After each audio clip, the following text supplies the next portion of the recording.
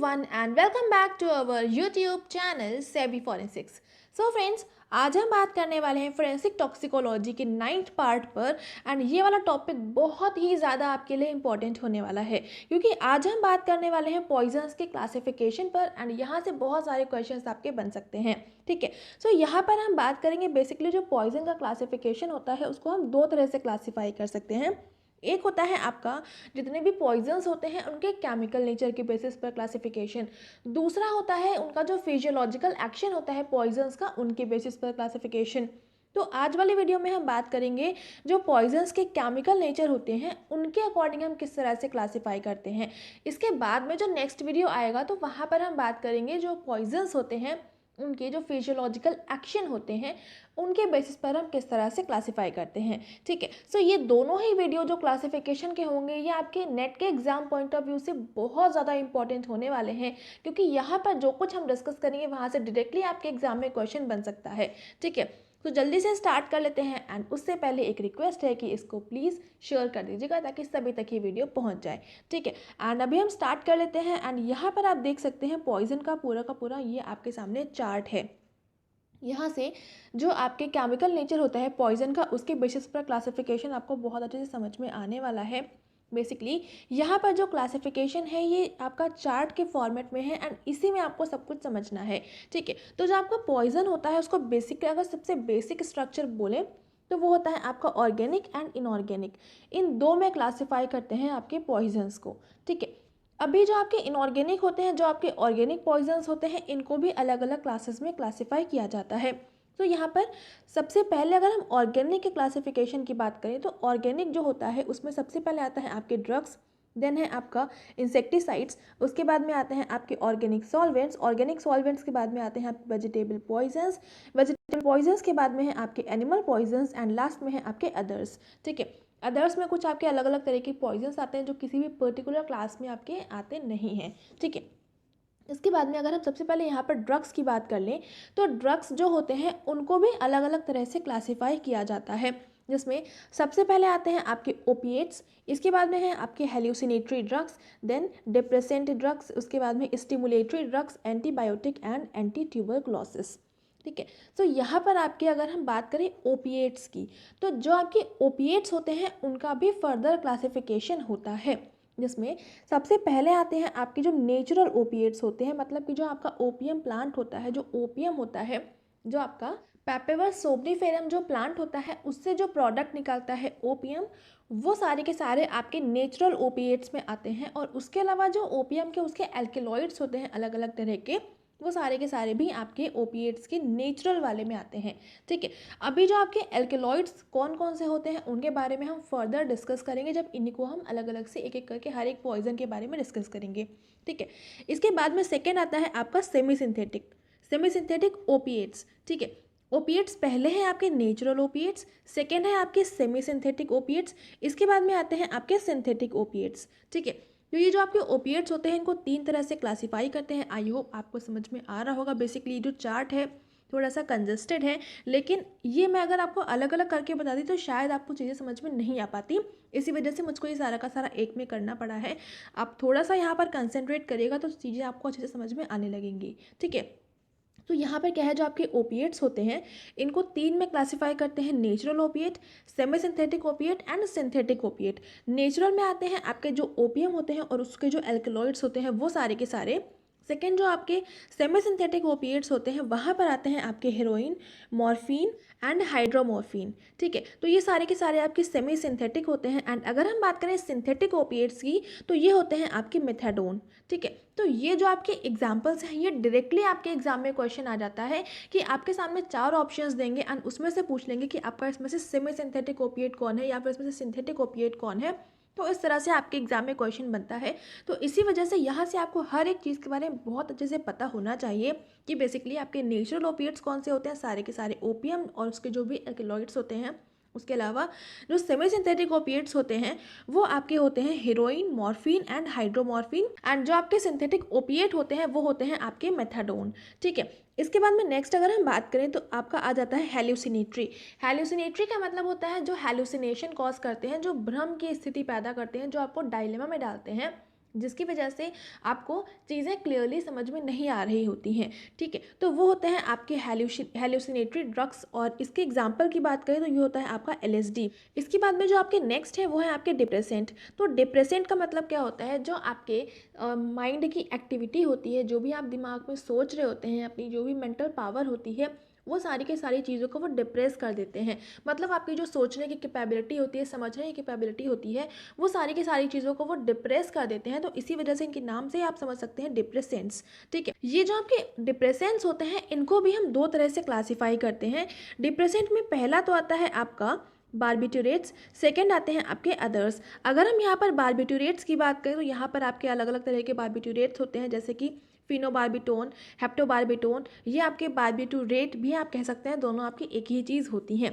Next अगर हम बात करें कि आपके डिप्रेशन का जो सेकंड पार्ट है अदर्स, वहाँ पर क्या क्या आता है, तो यहाँ पर आते हैं आपके कुछ सीडेटिव्स एंड हिप्नोटिक ड्रग्स, ठीक है। तो जितने भी आपके सीडेटिव या फिर हिप्नोटिक ड्रग्स होते हैं, वो सारे के सारे आपके यहाँ पर जो डिप्रेशन के अदर्स वाला पोर्शन होता है यहाँ पर आते हैं। एंड इसके एग्जाम्पल की बात करें तो ये होता है आपके कायरल हाइड्रेट, ठीक है। ये सारे के सारे आपके अदर्स के सिडेटिव एंड हिप्नोटिक में आते हैं। नेक्स्ट अगर हम बात करें ट्रैंक्विलाइजर्स होते हैं, जो आपके अदर्स होते हैं उनको तीन में क्लासिफाई करते हैं, जिसमें पहला होता है आपका सिडेटिव्स, सेकेंड है आपका ट्रैंक्विलाइजर्स, एंड थर्ड है आपका इथाइल अल्कोहल। तो ट्रैंक्विलाइजर्स का आपके एग्जाम्पल होता है डायज़ोपाम, एंड जो इथाइल अल्कोहल होता है वहाँ पे सारे तरह के आपके अल्कोहल्स इंक्लूड करे जाते हैं एक्सक्लूडिंग मिथाइल अल्कोहल। जो आपका मिथाइल अल्कोहल होता है उसको आप इसमें इंक्लूड नहीं करते हैं, उसको आप इसमें से एक्सक्लूड कर देते हैं। बाकी के जितने भी अल्कोहल्स आते हैं वो सारे के सारे आपके इथाइल अल्कोहल में इंक्लूड करे जाते हैं। नेक्स्ट अगर हम बात करें स्टिमुलेटरी ड्रग्स, स्टिमुलेटरी ड्रग्स का मतलब ये होता है जो आपकी एक्टिविटी होती है, मेंटल एक्टिविटी होती है, मेंटल कैपेबिलिटी होती है, उसको वो स्टिमुलेट कर देते हैं, ताकि आपकी जो भी पावर होती है, जो भी आपकी काम करने की, सोचने समझने की पावर होती है, वो सारी की सारी आपकी इंक्रीज़ कर जाती है। वो सारी आपकी जो भी बॉडी एक्टिविटी होती है वो स्टिमुलेट कर देती हैं, ठीक है। तो यहाँ पर आपके आते हैं एग्जाम्पल के फॉर्म में कोकेन एंड कैफीन, ठीक है। तो यहाँ पे कुछ एग्जाम्पल्स होते हैं आपके स्टिमुलेटरी ड्रग्स के।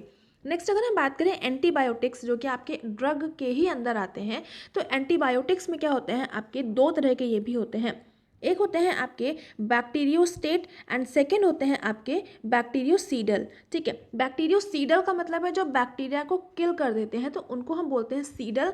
बेसिकली जो आपका साइड, आपका रूट वर्ड होता है साइड, तो उसका मतलब होता है किल करना, और यहाँ पर बात हो रही है बैक्टीरियोसीडल, तो मतलब बैक्टीरिया को किल करना। तो इस तरह के जो आपके होते हैं उसका एग्जाम्पल होता है एम्पिसिलिन, ठीक है। एम्पिसिलिन एक तरह से आपका बैक्टीरियोसीडल एंटीबायोटिक पॉइजन है। नेक्स्ट अगर हम बात करें यहाँ पर जो आपका बैक्टीरियोस्टेट था, तो इसके जो एग्जाम्पल्स होते हैं वो होते हैं आपके सल्फाडाइजीन एंड सल्फाथेंजोल, ठीक है। तो ये आपके दोनों एग्जाम्पल्स होते हैं बैक्टीरियोस्टेट के, ठीक है। तो ये चीज़ों को बहुत अच्छे से समझ लीजिएगा, ये जो एग्जाम्पल्स हैं ये बहुत इंपॉर्टेंट हो सकते हैं आपके नेट के एग्जाम पॉइंट ऑफ व्यू से, डायरेक्टली यहाँ से आपके एग्जाम में क्वेश्चन बन सकता है, ठीक है। एंड लास्ट में आते हैं आपके एंटी ट्यूबरक्लोसिस, जो आपके ट्यूबरक्लोसिस जो हो जाते हैं, ट्यूबर्स हो जाते हैं बेसिकली, वो सारे के सारे उनको हटाने के लिए उनके अगेंस्ट में जो आपकी एंटीबायोटिक्स होती हैं वो सारे के सारे आपके एंटी ट्यूबरक्लोसिस पॉइजन में इंक्लूड करे जाते हैं, ठीक है। तो ये तो हो गया आपका ऑर्गेनिक पॉइजन के ड्रग्स के क्लासिफिकेशन, मतलब ड्रग्स में आपके आते हैं opiates, hallucinatory drugs, depressant drugs, stimulatory drugs, antibiotics and anti tuberculosis, ठीक है। एंड इनका भी आगे फर्दर क्लासिफिकेशन होता है। आई होप यहाँ तक आपको चीज़ें क्लियर हो गई होंगी, ठीक है। अभी मैं यहाँ पर क्लीन कर देती हूँ। एंड अभी हम बात कर लेते हैं यहाँ पर इंसेक्टिसाइड्स की। तो जो आपके इंसेक्टिसाइड्स होते हैं इनको भी आप अलग अलग तरह से 4 टाइप्स में क्लासीफाई कर सकते हैं,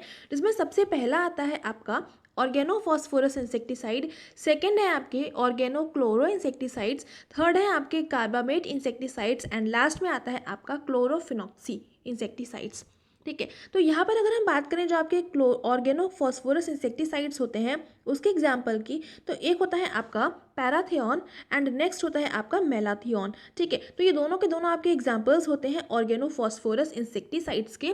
मतलब यहाँ पर जो कंपाउंड्स आपके इंसेक्टिसाइड्स के पर्पस से यूज़ करे जाते हैं, इंसेक्ट्स को किल करने के पर्पस से यूज़ करे जाते हैं, और जहाँ पर आपके ऑर्गेनिक कंपाउंड्स एंड फॉस्फोरस का कॉम्बिनेशन होता है, तो इस तरह के जो आपके पॉइजन्स होते हैं वो आपके ऑर्गेनोफॉस्फोरस इंसेक्टिसाइड्स कहलाते हैं, जिनके एग्जाम्पल की फॉर्म में आपका हो सकता है पैराथियन, मेलाथियन, इस तरह से और बहुत सारे अलग अलग से हो सकते हैं, ठीक है।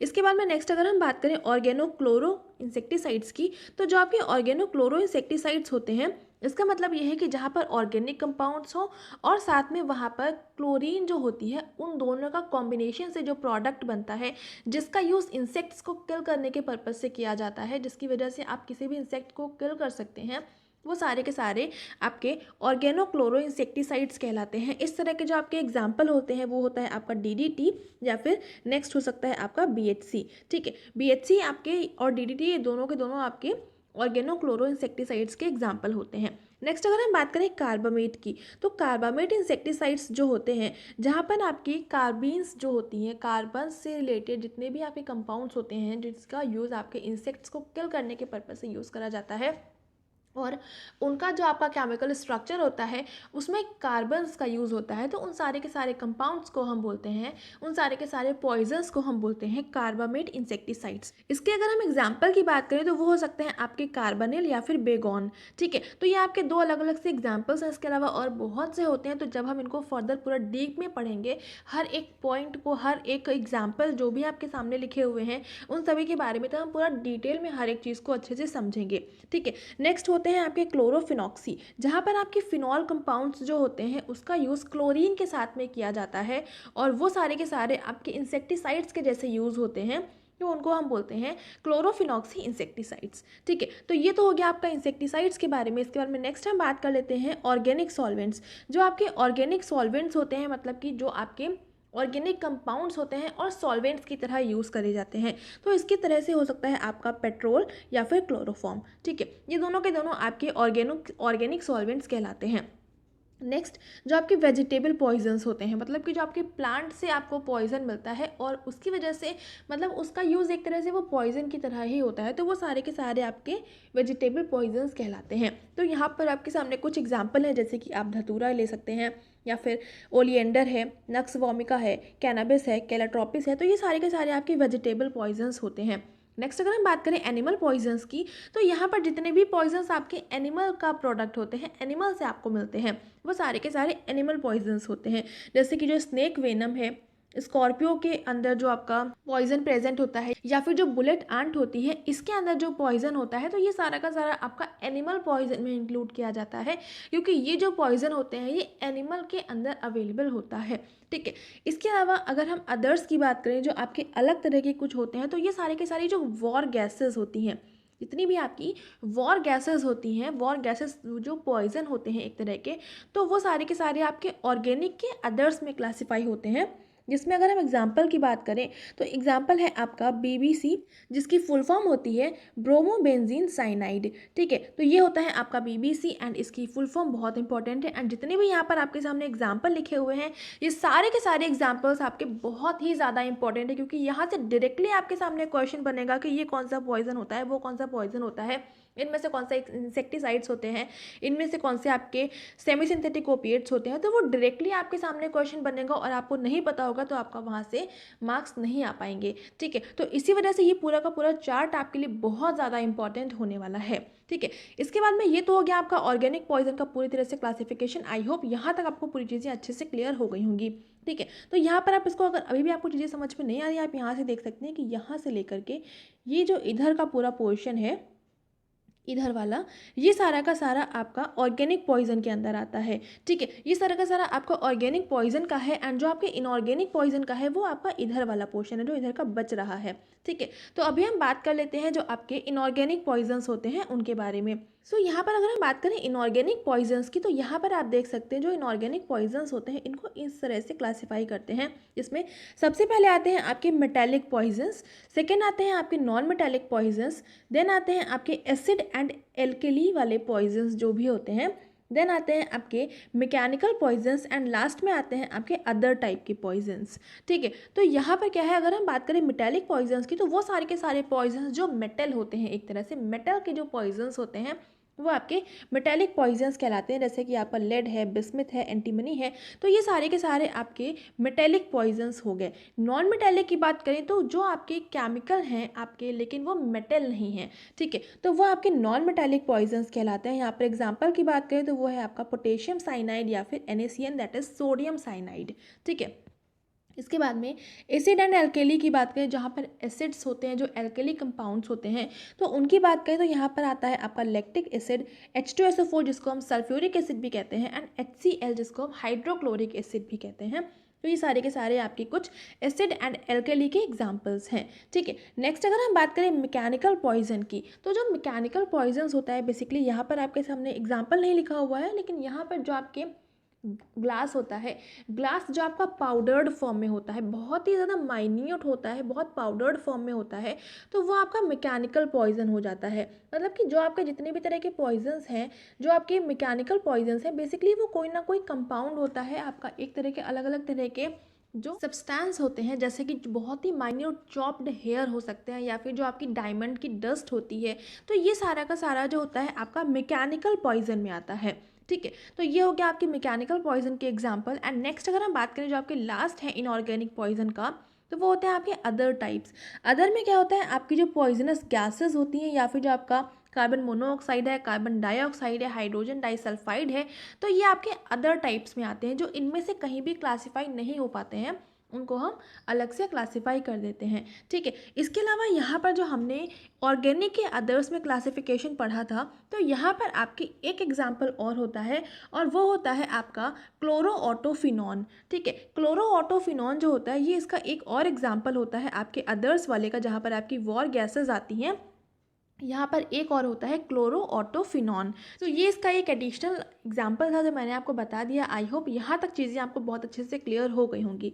ठीक है, सो ये आपका पूरा का पूरा क्लासिफिकेशन था on the basis of its chemical nature. Chemical nature के बेसिस पर जो क्लासिफिकेशन होता है पॉइजन्स का, वो वाला यहाँ पर क्लासिफिकेशन है। आई होप यहाँ तक आपको चीज़ें क्लियर हो रही होंगी, एंड जो कुछ लिखा है वो भी आपको बहुत अच्छे से समझ में आ रहा होगा। अगर नहीं समझ में आ रहा है तो आप इसका स्क्रीनशॉट ले सकते हैं, एंड बाकी इसकी PDF तो आपको मिल ही जाएगी, तो वहाँ पर इसको जूम करके भी आप देख सकते हैं, तो आपको वहाँ से समझ में आ जाएगा। ठीक है, बेसिकली ये चार्ट याद करना आपके लिए बहुत इंपॉर्टेंट है। यहाँ पर डायरेक्टली आपके एग्जाम में क्वेश्चन बन सकता है, तो ये बहुत इंपॉर्टेंट हो जाता है कि आप इसको बहुत अच्छे से याद करें। यहाँ पर जितने भी एग्जाम्पल्स हैं वो सारे के सारे बहुत इंपॉर्टेंट हैं। ठीक है, तो ये बेसिक सा इसका क्लासिफिकेशन था। इसके बाद में इसी तरह से एक और क्लासिफिकेशन आएगा, वो भी बहुत इंपॉर्टेंट है। वहाँ पर हम बात करेंगे जो आपके कोरोसिव्स या फिर इरिटेंट्स या फिर इससे से जो पॉइजन्स होते हैं, वहाँ से भी आपका डायरेक्टली क्वेश्चन बनता है। वो वाला वीडियो भी आपके लिए बहुत ही ज़्यादा इंपॉर्टेंट होने वाला है, तो उसको भी ज़रूर से देखिएगा, एंड इसको भी बहुत अच्छे से समझ लीजिएगा। इसको अपनी कॉपी में ड्रॉ भी कर लीजिएगा, क्योंकि अगर आप इसको अपने आप से खुद से एक बार बनाएंगे तो आपको चीज़ें बिल्कुल आपके माइंड में धीरे धीरे करके फिट हो जाएंगी। ठीक है, सो आई होप यहाँ तक आपको चीज़ें क्लियर हो गई होंगी। फिर भी किसी भी तरह का कोई भी डाउट रह जाता है तो आप हमें कमेंट सेक्शन में लिख सकते हैं, उसका रिप्लाई आपको ज़रूर से मिल जाएगा। इसकी PDF आपको टेलीग्राम चैनल पर मिल जाएगी एंड फेसबुक पेज पर मिल जाएगी, तो वहाँ पर ज़रूर से ज्वाइन कर लीजिएगा।